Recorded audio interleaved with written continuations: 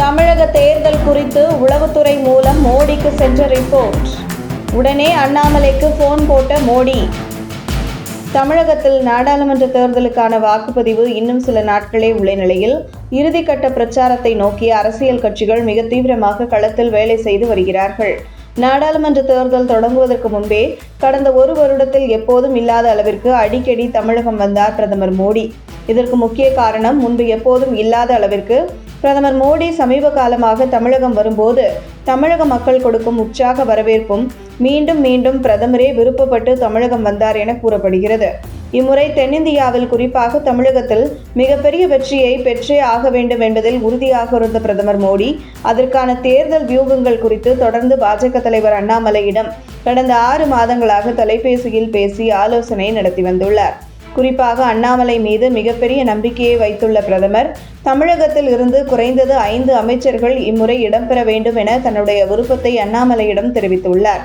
தேர்தல் பிரச்சாரம் தொடங்கிய ஆரம்பத்தில் மும்முனை போட்டி என்று கூறப்பட்டாலும் கூட பாஜகவின் தீவிர தேர்தல் பணி திமுக பாஜக என நேரடி போட்டியாக உருவெடுத்துள்ளது.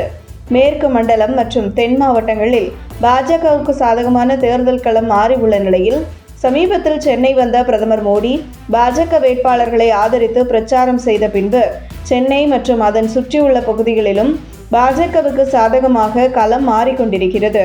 இந்த நிலையில் சென்னை வந்து திரும்பிய பிரதமர் மோடி தமிழக தேர்தல் களம் நிலவரம் குறித்து உளவுத்துறை மூலம் கேட்டு தெரிந்து கொண்டுள்ளார்.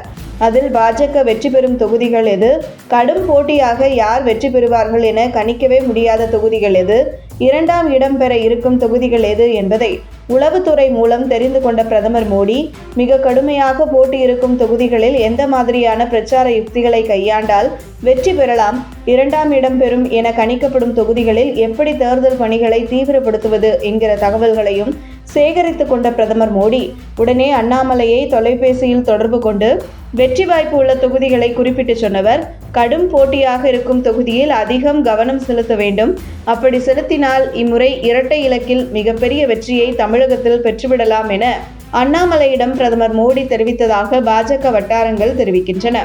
இதனைத் தொடர்ந்து கடும் போட்டியாக இருக்கும் தொகுதிகளின் பொறுப்பாளர்களை தொடர்பு கொண்டு தேர்தல் பணியை தீவிரப்படுத்த அண்ணாமலை வலியுறுத்தியதை தொடர்ந்து தேர்தல் பணியை தீவிரப்படுத்தி வருகிறார்கள் பாஜக நிர்வாகிகள்.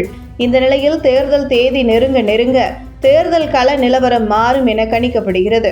குறிப்பாக திமுக பாஜக இடையே கடும் போட்டி நிலவும் தொகுதிகளில் பாஜக வெற்றியை உறுதி செய்யும் வகையில் தேர்தல் களம் இனிவரும் நாட்களில் மாறும் என்கிறது தேர்தல் கள நிலவரம். வளர்ச்சியும் வாய்ப்புகளும் தொடர தமிழும் தமிழகமும் தலை நிமிர மோடியின் கேரண்டி இருக்கு. இனி பயம் எதற்கு?